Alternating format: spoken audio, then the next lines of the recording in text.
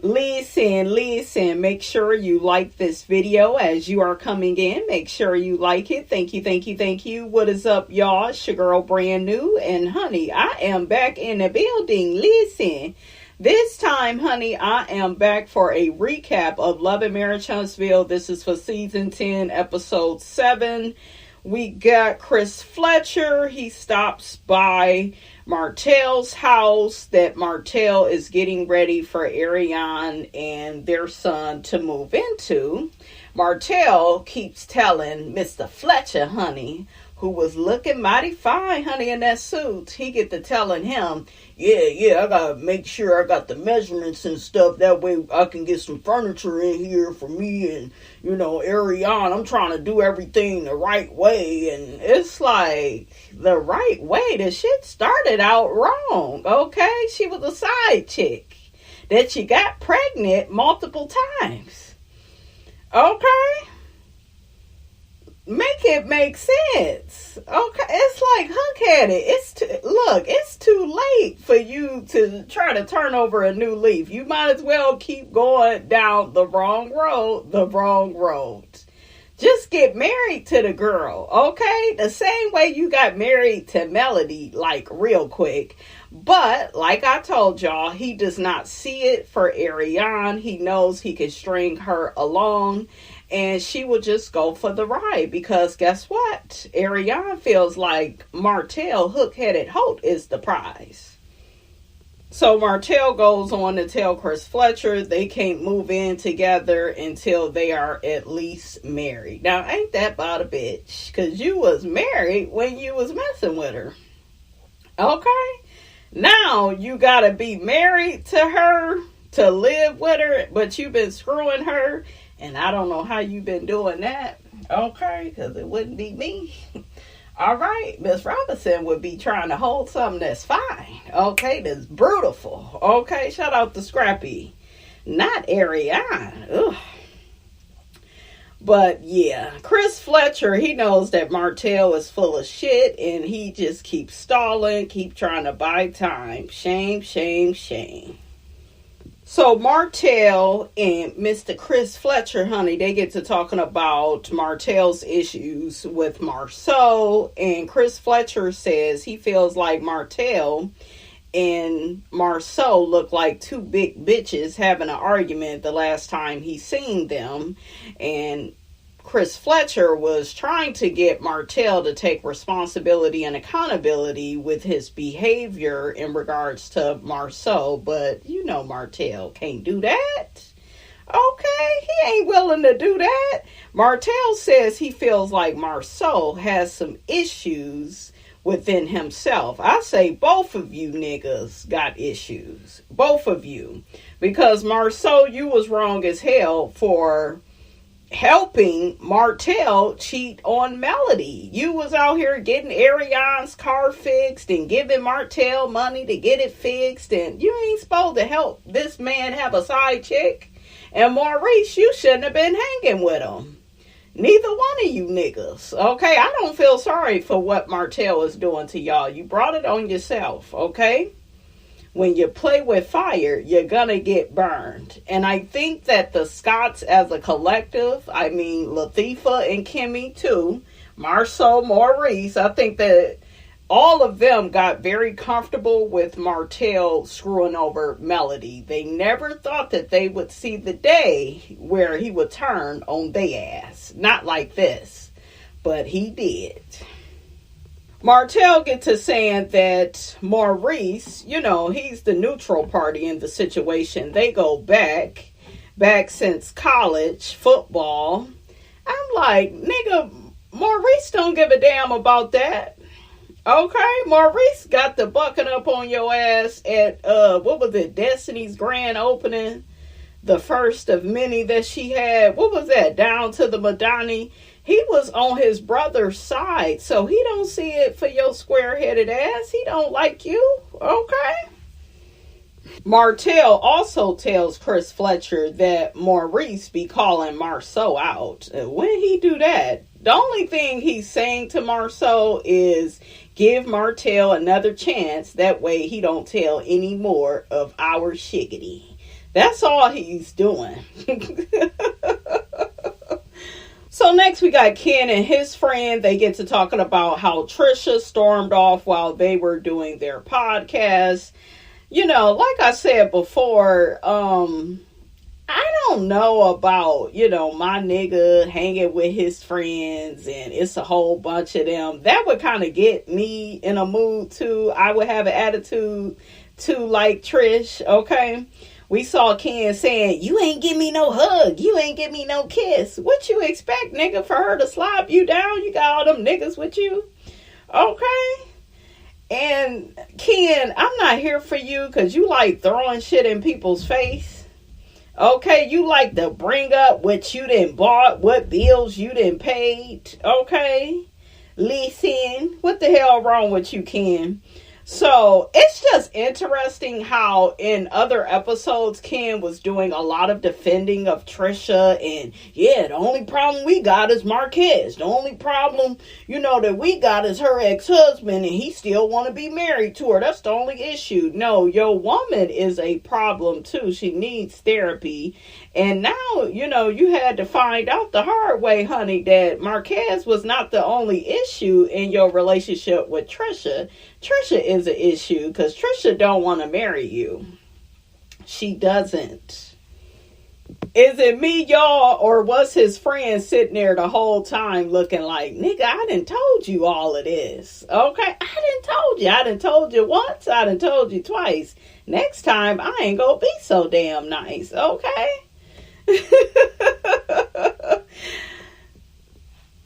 So Ken says he's been talking to realtors. I guess he plans on selling the house. He says he's sick of having 2 good days and 3 bad days. When Trisha is a good woman, she's a good woman. Y'all probably need to break up because she's still Ken is somebody else's wife. Okay, I'm glad that you starting to reconcile that. Okay. Ken also says he's sick of being the bigger person. Every time they fight, it's him that's willing to squash things and try to work things out. How are you the bigger person in the relationship and you throwing money in this woman's face? You throwing it in the kid's face. I done did this. I done did that. And I done... Like, there is no reason for you to do that. Okay? The more you help a woman financially and then you throw it in her face, it's just like you are erasing the good that you are doing. So, child, make it make sense. These niggas, they love being financially abusive and trying to throw the shit in your face, okay? Ken, that's not nice. Ken says that Trisha needs a lot of therapy, and you do too, for even entering into this situation. Okay? So you need some therapy too. You may have some hero issues where you feel the need to try to rescue every woman that you get with and try to be her knight in shining armor.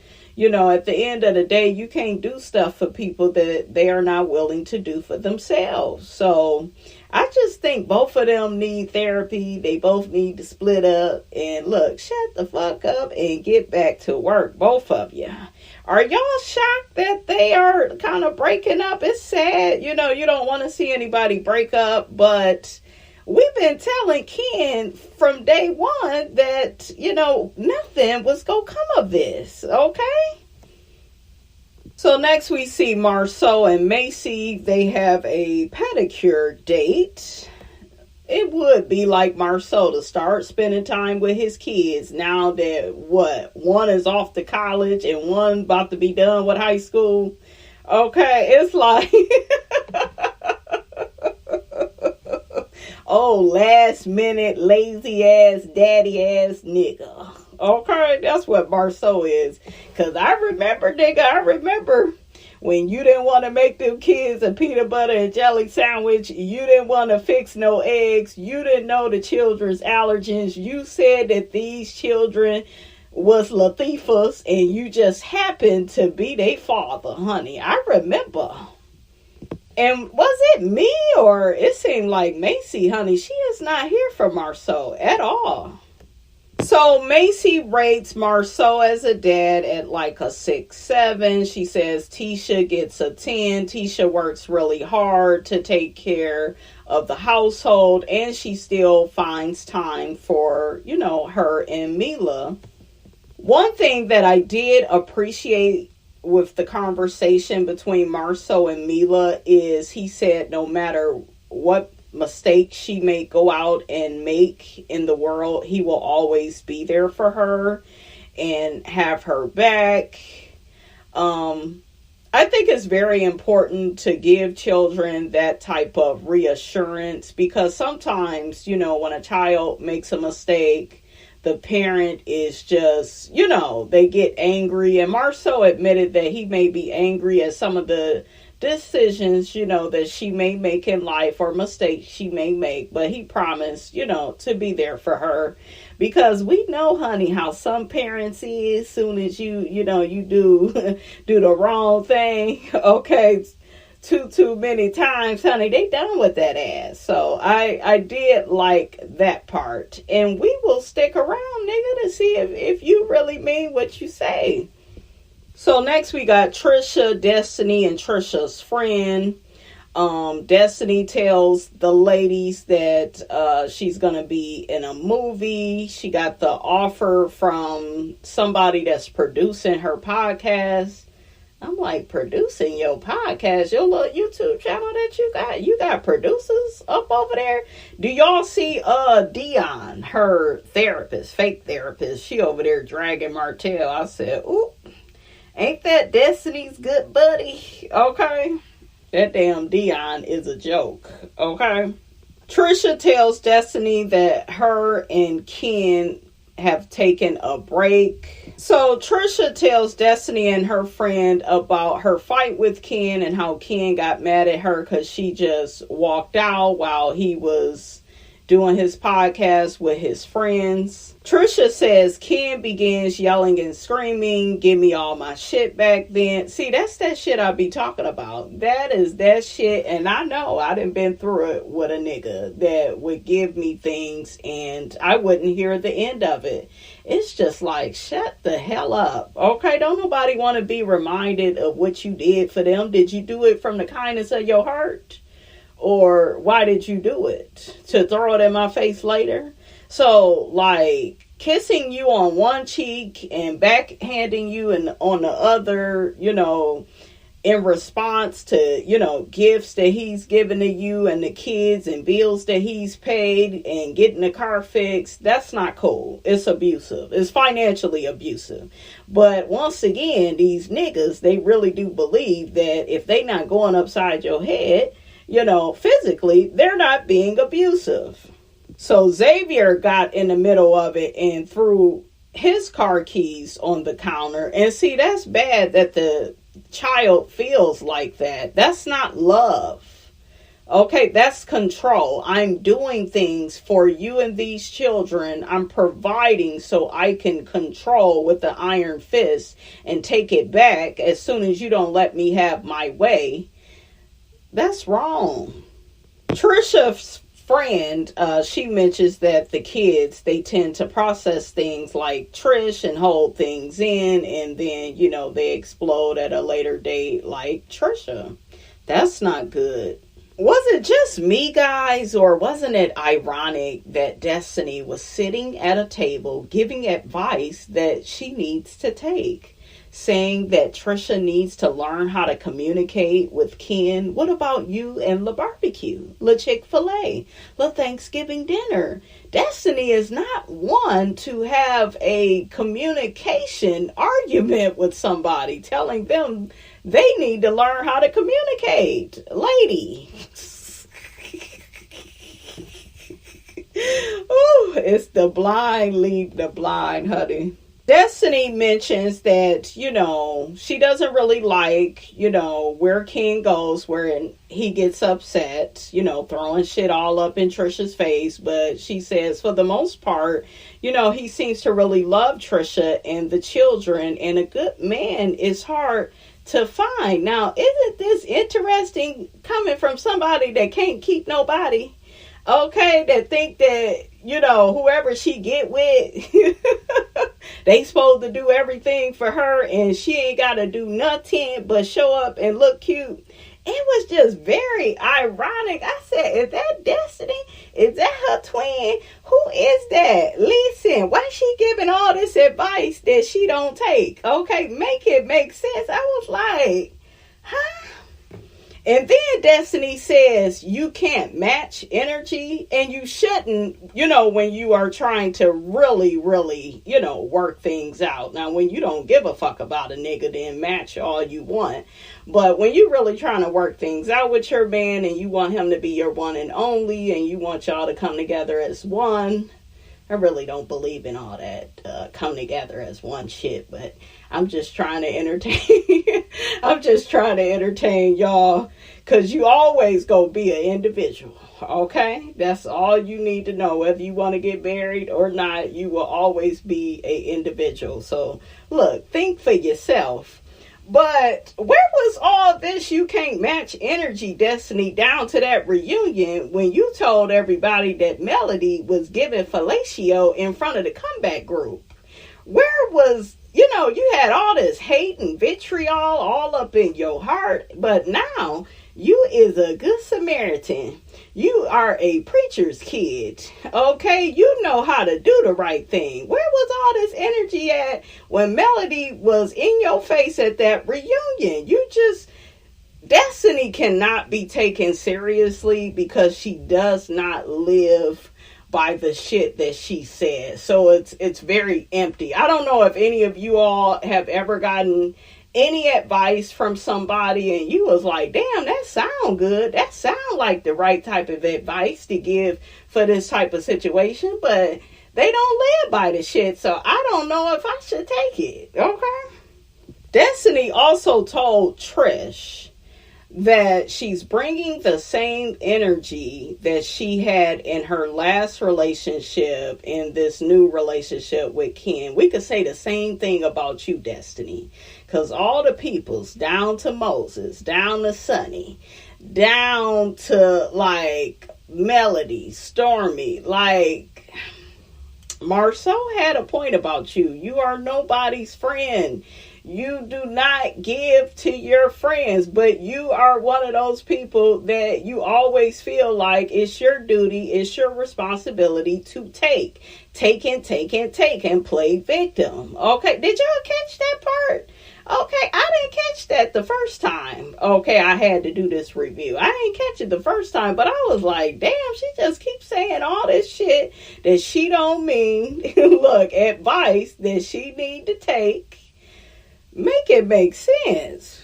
So last but not least, we got Marceau and Martell. They try to reconcile their issues. Marceau says he does not lie. Martell accuses Marceau of lying on him. Marceau accuses Martell of lying on him and Trisha.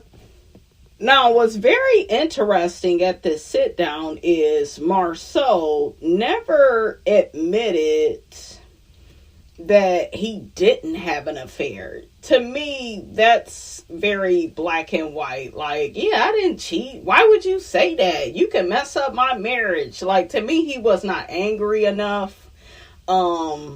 He wasn't really trying to defend that. To me, they were both kind of talking in codes. Marceau will never trust Martell again. Like I told y'all before, it was all fun and games when Martell was over there dragging Melody, okay, had her in a puddle of tears in a burning house. Okay, he was over there torturing her. That was okay, but once Martell started doing that shiggity to Marceau and Latifah, Marceau was like, Martell gotta go. Okay? All of a sudden, Marceau got all these morals, values, ethics, and decorum, okay, about Martell and his bad behavior. And it is a lesson that we all must learn in life. How somebody does somebody else, they will do you. Okay, so be careful about how you laughing and poking fun at how somebody is doing somebody, because that same person, they may just do the same stuff to you and you ain't gonna like it. Ain't that right, Kimmy? Because Kimmy was over there, yeah, Martell, you the good guy. He ain't shit. Okay, he is a little chucky little buddy.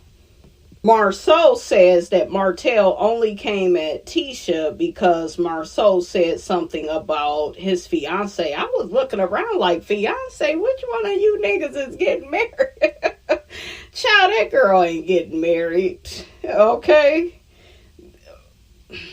Child, Ariane is not getting married. Martell has a better chance of marrying himself before he marry her. He don't want to marry her. When a man is excited to marry you, like, he talks with hope of the future. Yeah, we go do this then, and yeah, we go do this, and he go tell you like how and when y'all go do stuff. With her, it's, yeah, I'm trying to do the right thing. Well, she been down for me all this time. And it's kind of like it's out of obligation. It's kind of like he's doing it to make her happy. Okay? We'll see. See, all of that, that's confusion. And God is not the author of confusion. Martell is. These niggas ain't gonna ever be friends. They are frenemies. One thing that I did notice is in this scene, Marceau admitted that he was struggling at a certain point in his life, and Martell helped him out, and he saw that as love. Now, when all them other niggas was around, Marceau tried to play it off like he never struggled or had any hard times. But truth be told, the Holts did help the Scotts. Hell, they helped y'all to also get on this damn show. They helped y'all with transportation and with housing. And with getting on this damn show, and with starting Scope. So, yeah, he's helped you, Marceau. And you need to acknowledge it, not just when you in your confessional, but when you around your brother and these other niggas. Okay? But did y'all notice that he finally admitted that Martell helped him? Because any other time, he liked to play it off. Marceau says he's over Martell. He's seen the apologetic Martell before. Yeah, y'all saw him do that to Melody. Apologize to the lady, lie, still go out here, cheat and creep. So now it's y'all turn. Okay? It's y'all turn to go on the merry-go-round with Martell. Now you want to get off. Okay? Now you want to get off. Now Melody ain't wrong about this nigga. Now that it's y'all turn. And I always knew that this was going to happen. Melody knew it was going to happen too. So they both come to an agreement to stop talking shit about each other. Martell says he'll stop talking shiggity about Trisha, and Marceau says he will stop talking shiggity about Martell's fiance. That don't even sound right. Side chick sounds right. I know y'all like, Miss Robinson, you so petty. She ain't a side chick no more. She's still on the side. She still ain't the main dish. She still ain't put no ring on it. Like, god damn, the man done put 4-5 babies up in you, and he can't put no damn ring on it. Okay, make that make sense. But yeah, these niggas call a truce. They still don't trust each other. Okay, they still don't see it for each other. I guess they did what they had to do for TV. That way they could both be in the same room. Okay?